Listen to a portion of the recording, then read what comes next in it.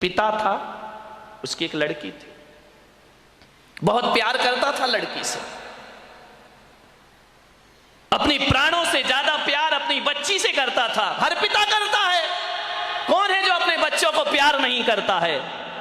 इतना प्यार माँ बाप के लिए, बच्ची सुंदर हो या गोरी हो या काली, इसका कोई फर्क नहीं पड़ता, बच्ची तो बच्ची हुआ करती है।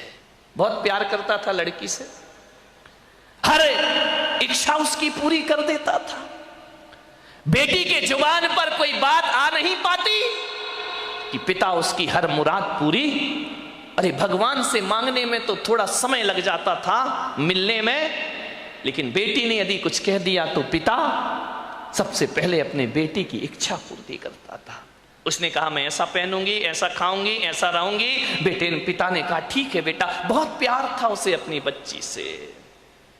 मान्यवर, मेरा आपसे निवेदन है, अपने बच्चों से प्यार करो, बहुत प्यार करो, बहुत लाड करो, बहुत दुलार करो, लेकिन पुलक सागर की एक बात याद रखना कि इतना प्यार मत करना कि उसका भविष्य खतरे में पड़ जाए। ध्यान रखिए, इतना भी लाड़ प्यार मत करो, क्योंकि तुम्हारी बेटी को पढ़ो, दूसरों के घरों में जाना है। एक बात याद रखना, कितना भी लाड़ प्यार कर लेना, लेकिन बेटियों के स्वभाव पे ध्यान जरूर देना। हकीकत में बताऊं तो 90% ससुराल खराब नहीं होती, 90% हमारी बेटी का स्वभाव खराब हुआ करता है। ध्यान रखिए, आपको विचार करना है। इतना लाड़ मत करो कि वो जिद्दी हो जाए, वो बड़े छोटों का भेद ही भूल जाए, वो मान मर्यादाएं ही भूल जाए, वो भूल जाए कि मैं भारतीय नारी हूं। ध्यान रखना, सुविधाएं दो, इतना मत देना कि कल तुम्हारे लिए उसका प्यार दुखदाई बन जाए। ध्यान रखिए, उस पिता ने, सेठ ने बहुत प्यार किया अपनी बच्ची को, इतना प्यार कि वो लाड़ लाड़ में लड़ंका हो गई।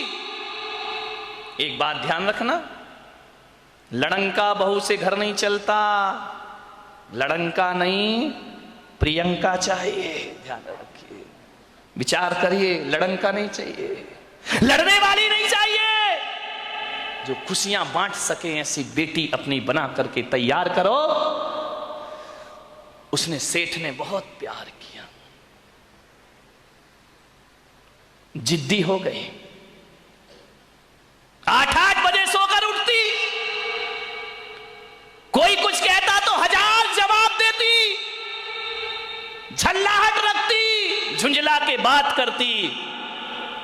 एक बात याद रखना बेटियों, ये तुम्हारा झुंझलाना, ये तुम्हारा गुस्सा होना, ये तुम्हारा खींचना मां बाप तो बर्दाश्त कर लेंगे, लेकिन ससुराल बर्दाश्त करने वाली नहीं है। ध्यान रखना, माँ बाप तो जवाब सुन लेंगे, लेकिन जब विवाह करके ससुराल जाओगी तो तुम्हारी कमियों को पीहर में तो बर्दाश्त किया जा सकता है, लेकिन तुम्हारे गलत स्वभाव को ससुराल में बर्दाश्त नहीं किया जा सकता है। ध्यान रखिए, बहुत संभल के जीना है अपनी जिंदगी को। अहंकारी हो गई लड़की, घमंडी हो गई लड़की, मां समझाती कि देखो तुम ये करते क्या हो, कितनी अकड़ में जीने लगी है, कितना ईगो हो गया इसको, फटफट जवाब देती है।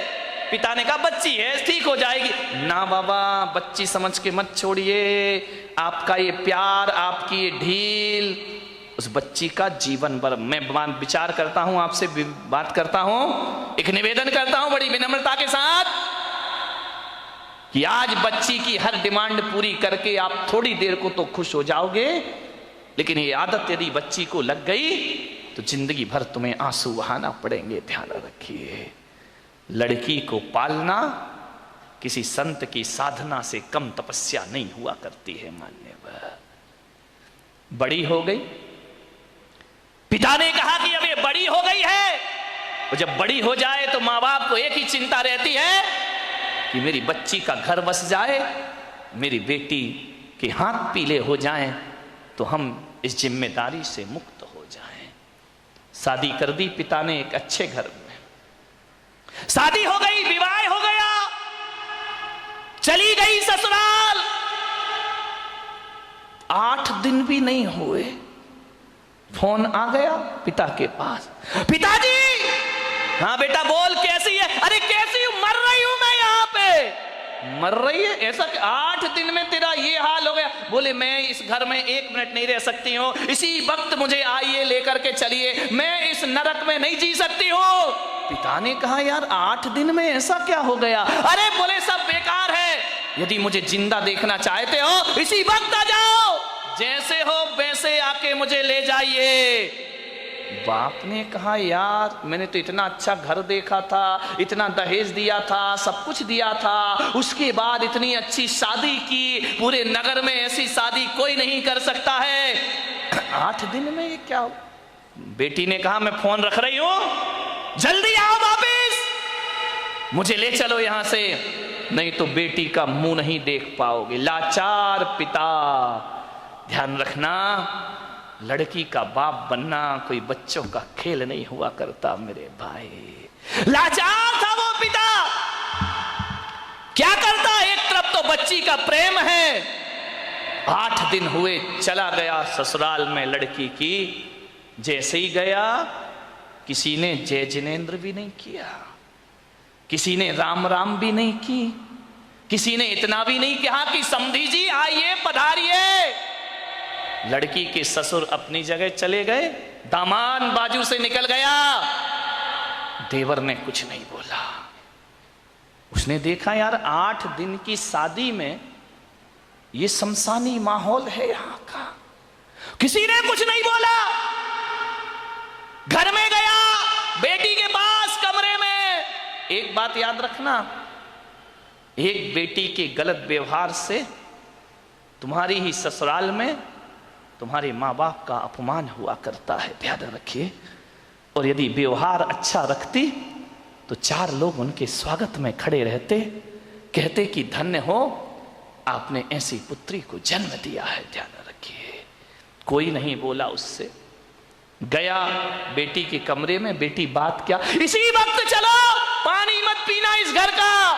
अरे पिता ने कहा ऐसा क्या? बोले अभी ले चलो, इसी वक्त पीहर ले चलो, मेरा दम घुट रहा है, मैं यहाँ एक पल नहीं रह सकती हूँ। उसने कहा बेटा रुको, मैं तेरी सासू से पूछ लेता हूँ। बोले क्या पूछना उस डायन से?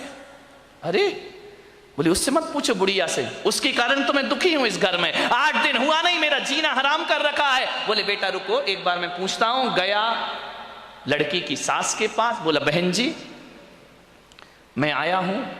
सास ने कहा दिख रहा है, कोई मुझे चश्मा नहीं लगा है, मैं आया हूं। कौन सा बड़ा कमाल कर दिया तुम आए हो तो।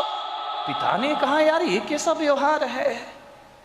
बोले बहन जी मैं अपनी बच्ची को ले जाना चाहता हूं, कल के ले जाने वाले आज ले जाओ। इसी वक्त ऐसी लड़की भेजी है तुमने, जीना हराम कर रखा है इसने, 8 बजे सो के उठती है, कोई काम नहीं करती है, सीधा बना बनाया खाना चाहिए, और किसी ने कुछ कह दिया तो 1 की 4 सुनाया करती है। ऐसी लड़की दी है, ले जाओ अपना पैसा वापिस, ले जाओ अपना दहेज वापिस, नहीं चाहिए हमें ऐसी लड़की। पिता का सिर झुक गया बेटी की गलती से, ध्यान रखना। शर्मिंदा हुआ, बेटी को लिया चला गया। बोले बहन जी 10-15 दिन में भेज दूंगा। बोले कभी नहीं, जिंदगी मत भेजना उसको यहां, दरवाजे उसके लिए हमेशा के लिए बंद हैं। पिता समझ गया कि जरूर कुछ गड़बड़ है। बेटी को बिठाया, कार में ले गया घर। रास्ते में पिता ने पूछा कि बेटी एक बात बता, ये माहौल कैसे निर्मित हो गया? बोले पिताजी कहां पटक दिया तुमने मुझे ले जा करके, इससे अच्छा तो कुमारी रह लेती तो अच्छा था। बोले बेटा एक बात बताओ, देखो चिंता मत करो, मैं हूं ना, सब सही हो जाएगा। एक बात बताओ तुम्हारी ससुराल कैसी है? बोले देखी नहीं है क्या, एकदम नरक, ससुराल नरक। बोले बेटा एक बात बताओ तुम्हारी सास कैसी है? बोले डायन। सास डायन, चुड़ैल। अच्छा ससुर कैसे हैं? ससुर राक्षस पूरे। अरे बाप रे, ससुर राक्षस, सास डायन। बोले बेटा अच्छा एक बात बता, जेठ कैसे? बोले धूर्त नंबर 1 का मूर्ख। अरे बोले देवर कैसा है? बोले आवारा बदमाश, यहां वहां घूमते रहता है। अच्छा तो बेटी एक बात बता, ननंद कैसी है? बोले नंबर 1 की चुगली करने वाली चुगलखोर, उसके जैसी लड़की मैंने जिंदगी में नहीं देखी। तो बोले बेटा एक बात बता, तेरा पति कैसा है? बोले साक्षात यमराज है। पति यमराज, ससुर राक्षस, सास डायन, देवर आवारा, जेठ मूर्ख, ननंद चुगलखोर। बोले एक बात और बता दे बेटा, तेरे पड़ोसी कैसे हैं? बोले LLB। बोले LLB? बोले लुच्चे लफंगे बदमाश। LLB तो यही होता है। बोले लुच्चे लफंगे बदमाश। अरे पिता ने कहा यार एक आदमी गलत हो सकता है, 2 गलत हो सकते हैं, पूरी ससुराल का हर मेंबर गलत है। ससुराल तो छोड़ो, पड़ोसी भी गलत है। समझदार पिता था। ध्यान रखना, लड़की के माँ बाप को बहुत समझदार होना पड़ता है। उस पिता ने कहा कि अब गड़बड़ ससुराल नहीं, गड़बड़ मेरी लड़की है। एक भी तो अच्छा नहीं है पूरे घर में, जो देखो सब इसके खिलाफ है, जो देखो सबकी ये बुराई कर रही है। बोले बेटा चिंता, बोले पिताजी अब मैं कभी नहीं जाऊंगी।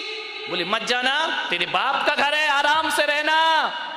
बेटी अपने यहां किसी चीज की कमी नहीं। ले गया पीहर में। अब चली तो गई, भाभी ने देखा अच्छा आ गई देवी जी, इसका मतलब है कि अब विचार बना कि अब यहीं रहेंगी। तो भाभी ने कहा ला चाबी इधर। कहाँ की भाभी? अभी ध्यान रखना, 2-4-8 दिन को जाओ तो भाभी भी इज्जत करती है, और जब रोज रोज रहने लगो तो भाभी भी कहती बहुत हो गई दीदी दीदी, जीजी जीजी, अब साइड हो जा, चल उठ, खाना बना, चाय ला, नाश्ता ला, बहुत ऐसो आराम हो गए तेरे।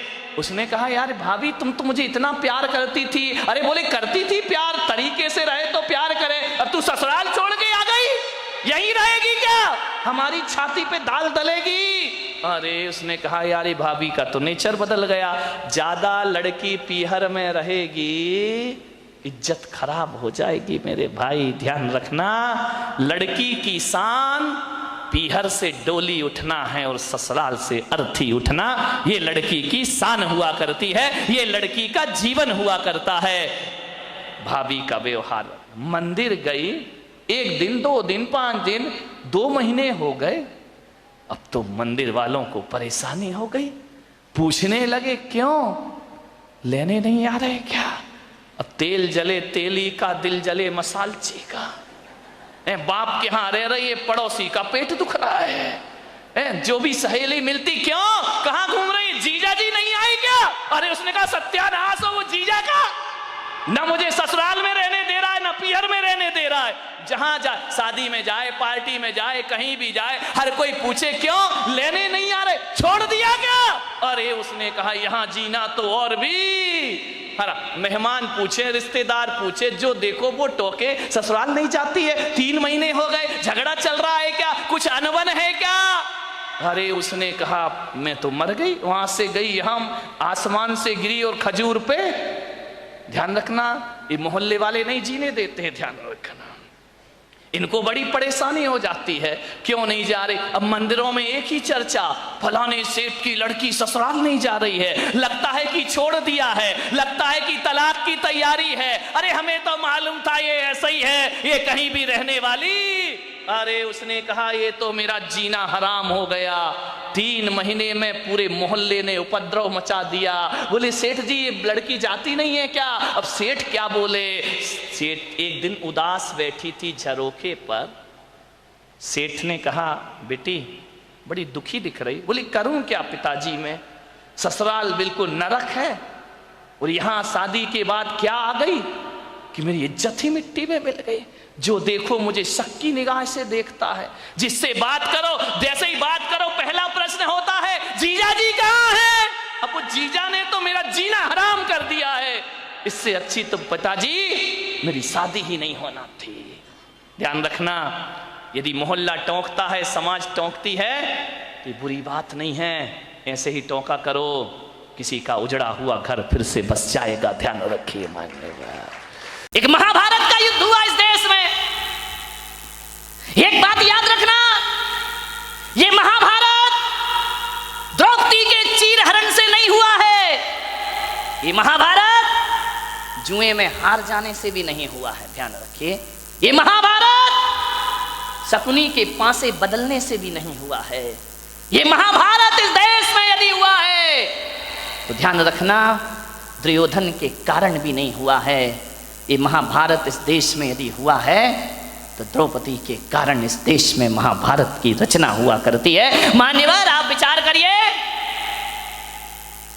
जब पांडवों को खंडप्रस्थ दिया गया कि जाओ पांडुपुत्र, धृतराष्ट्र ने कहा खंडप्रस्थ तुम्हें दिया जाता है, पूरा हस्तिनापुर दुर्योधन को दिया जाता है। ध्यान रखना, प्रस्ताव रखा,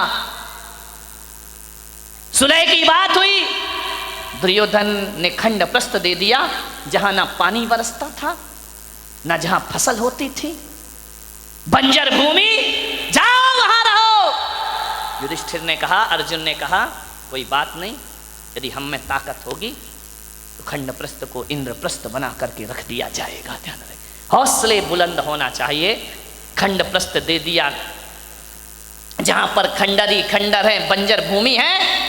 पांचों पांडवों ने पुरुषार्थ किया, मेहनत की, खंडप्रस्थ को इंद्रप्रस्थ में तब्दील कर दिया और इतना सुंदर बनाया। आज कितने भी बड़े आर्किटेक्ट हों वो व्यवस्था नहीं ला सकते हैं।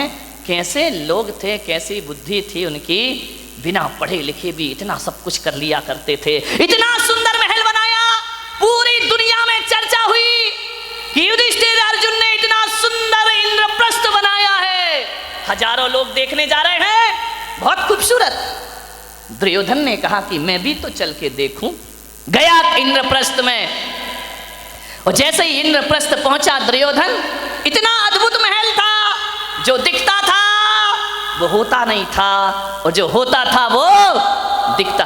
दुर्योधन ने अपनी धोती संभाली, उसे लगा कि यार यहाँ तो पानी पानी दिखाई दे रहा है, धोती संभाल करके चल रहा है, वहां तो पानी था ही नहीं, केवल दिखाई देता था। आगे देखा दुर्योधन ने, रंगोली बनी हुई है, चौक पूरे हुए, बहुत सुंदर है। अरे बोले यहाँ से तो आ गया, अब क्या धोती पकड़ना, अब क्या अपने को संभालना। इतना सुंदर, आंखें फटी की फटी रह गई दुर्योधन की। आगे बड़ा पानी था, गिरा छपाक से पानी में, पूरे कपड़े गीले हो गए। जोरदार अट्ठास हुआ झरोके से, बड़ी जोर से व्यंग की हंसी आई।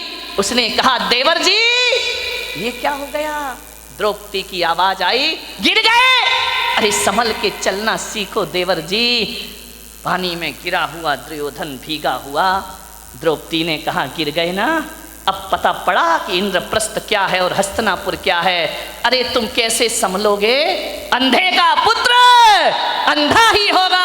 बस यहाँ से महाभारत शुरू हो जाया करती है। द्रौपदी का चीरहरण महाभारत नहीं था, जुए में हारना महाभारत नहीं था। द्रौपदी का एक तीखा वचन कि अंधे का पुत्र अंधा ही होगा, बस इतनी सी वचन महाभारत की रचना करते हैं। ध्यान रखिए, उसी दिन दुर्योधन ने कसम खा ली कि आज जो अपमान तूने मेरा किया है, आज जो भरी सभा में तूने मेरा उपहास किया है, ठहर जा, एक दिन भरी सभा में तुझे नग्न नहीं किया तो मेरा नाम भी दुर्योधन नहीं होना चाहिए। इतनी सी बात ध्यान रखना। शब्द को संभाल के बोलिए, शब्द संभाल के बोलिए, शब्द के हाथ न पाओ। ध्यान रखिए, एक वाणी जीवन को तबाह कर देती है।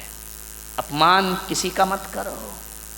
ध्यान रखना, बड़ा आदमी तो छोड़ो, छोटा सा तिनका का भी अपमान मत करना, वरना कितने भी बड़े योद्धा बन जाओ, एक तिनका आंख में चला जाए तो सारा युद्ध धरा रह जाया करता है। ध्यान रखिए, वाणी अच्छी बोलिए, किसी को अपमानित मत करिए। एक तीखे वचन ने, एक कटु वचन ने महाभारत की रचना कर दी। ध्यान रखिए, मीठा बोलो, अच्छा बोलो, विपत्तियों को आमंत्रण मत दो, मुसीबत को आमंत्रण मत दो। एक तीखा वचन हजार विपत्तियों को लेकर अपने साथ आया करता है। ध्यान रखिए, बोलो तो बोलो सदा मीठे वचन। जो काम सख्ती से नहीं होते वो काम मिठास से हो जाया करते हैं। खुदा को भी पसंद नहीं शक्ति जुबान में, खुदा को भी पसंद नहीं शक्ति जुबान में, इसीलिए नहीं दी हड्डी जुबान में। ध्यान रखिए, पूरे शरीर में हड्डियां हैं, जुबान में हड्डी नहीं है, क्योंकि शक्ति पसंद नहीं करता वो ईश्वर। जुबान तो मुलायम होती है ना, ध्यान रखिए। जुबान जितनी मुलायम है, वचन उससे ज्यादा मुलायम होना चाहिए। एक बात याद रखना, जुबान में हड्डी तो बिल्कुल नहीं होती, एक भी हड्डी नहीं है जुबान में। लेकिन एक बात याद रखना बारामती वालों, उसमें हड्डी तो एक भी नहीं होती है, लेकिन ताकत इतनी है कि सारी हड्डियां तोड़वा के रख देगी। ध्यान रखना, एक भी हड्डी नहीं बचेगी। यदि वो अपनी पे आ गई तो सारी हड्डियां तोड़वा देगी तुम्हारी। बहुत महत्वपूर्ण है जुबान का, ध्यान रखना। आंख एक है, आंख दो है, काम एक है। ये आंख भी देखती है, ये आंख भी देखती है। कान दो हैं, दायां कान भी सुनता है, बायां कान भी सुनता है। नासा द्वार दो हैं, दाई नासिका, रामदेव बाबा अनुलोम विलोम दो होती है। ध्यान रखिए, विचार कर। बड़ी दिक्कत हो गई इस देश में। किस्मत है मेरी कि इतनी महिलाएं और इतने पुरुष मेरे प्रवचन में आ रहे हैं, वरना टाइम किसके पास है? महिलाओं के पास तो और भी नहीं है। एक महिला से मैंने पूछा प्रवचन में नहीं आती, बोले नहीं आती महाराज। मैंने कहा क्यों नहीं आती है? बोले करूं क्या महाराज, रात को 12 बजे तक तो एकता कपूर जगाती है, रात को 12 बजे तक तो एकता कपूर नहीं सोने देती है, और सवेरे 4 बजे रामदेव बाबा जगा देते हैं।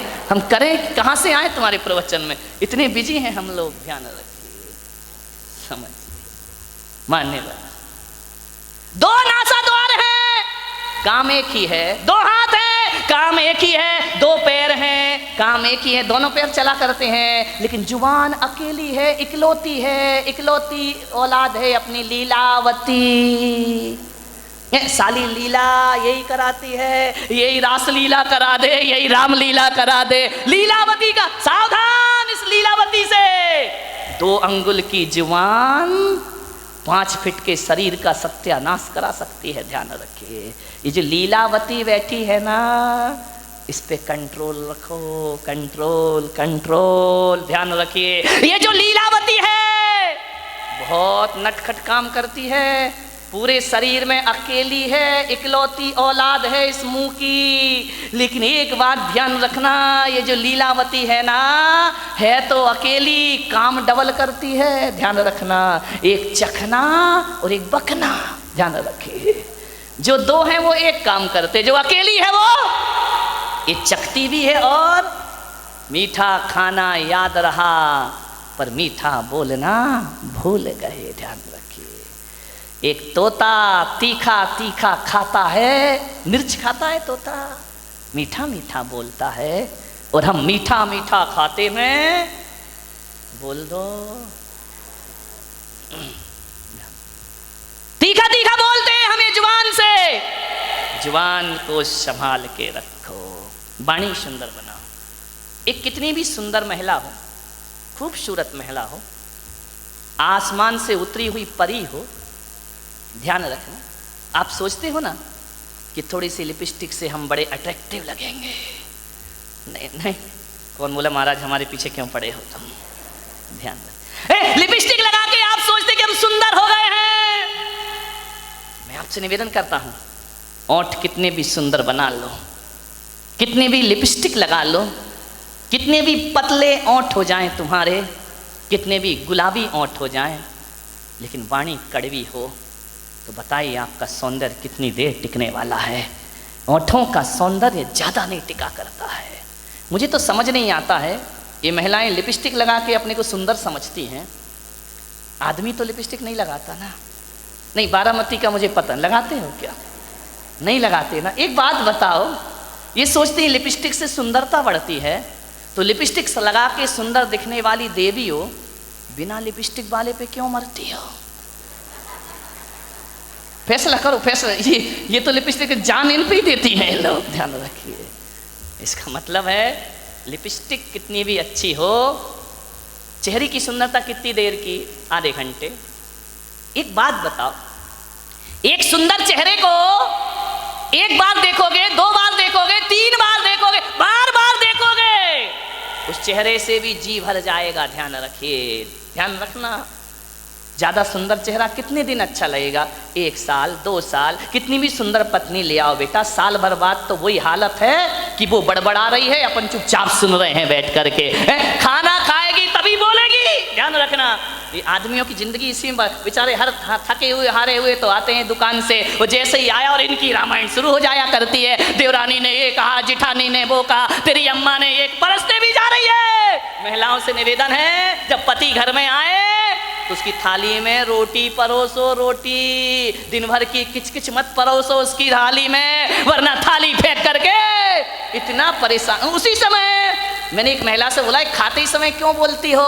बोले खाते समय तो वो चुपचाप सुनता है, मुंह में रोटी रहती है, सुनते रहता है। अपन बोलते जाओ, देवी बोलते जा रही, बोलते जा रही, बोलते जा रही है, वो बेचारा खाते जा रहा, खाते जा रहा। क्या करे, इधर सुने या इधर सुने, खा रहा। ऐसी हालत है जैसे सड़क के किनारे भुट्टा सिकता है ना। भुट्टे नहीं सेकते रहते, वो एक हाथ से हवा करते जा रहा, भुट्टा सिकते जा रहा, हवा करते जा रहा, भुट्टा सिकते जा रहा, रोटी पटकते जा रही, भुट्टा सिकते जा रहा, सिकते जा रहा, सिक गया भुट्टा। क्या रोटी खाए बेचारा। ध्यान रखो, खाते समय तो कहा है कुत्ते को भी परेशान। ये तो फिर क्या बोली, इतनी तेज है बारामती की महिलाएं, इतनी तेज, इतनी तेज, इतनी तेज कि एक दिन 2 पति पत्नी बाजार गए। पति ने पत्नी से कहा, तू कहे फैशन है, तू कहे तो एक कुत्ता खरीद ले। पत्नी ने ऊपर से नीचे तक देखा, बोली क्या जरूरत है? बोली जब से तुम मिले हो। कौन बोला हर तमन्ना पूरी हो गई मेरी? ध्यान रखिए, मान। एक बच्चा रो रहा था, बहुत जोरों से रो रहा था। पत्नी ने कहा, देख भी नहीं सकते हो, बच्चा रो रहा है, मैं खाना बना रही हूं। तो बोले पहले सुन तो ले, काय के लिए रो रहा है? अरे बोले जो भी रो रहा कर दो पूरा। बोले नहीं पहले सुन। बोले क्या? ये रो रहा है कि मुझे गधे पे बैठना है। तो पत्नी ने कहा, कंधे पे बिठा के 3 चक्कर नहीं लगा सकते क्या? कुछ लोगों को घर जाके समझ में आएगा। ध्यान रखिए। एक बार यही दुर्घटना घट गई। एक बच्चे ने पूछा अपनी मम्मी से कि मम्मी, एल्बम देख रहा था शादी का। बोले पापा घोड़े पे बैठ के आ रहे हैं। बोले हाँ। बोले मम्मी एक बात बताओ, ये शादी में दूल्हा घोड़ी पर बैठ कर ही क्यों आता है, गधे पे बैठ के क्यों नहीं आता है? बोले बेटा, एक गधा दूसरे गधे पे नहीं बैठ सकता है। ध्यान रखिए,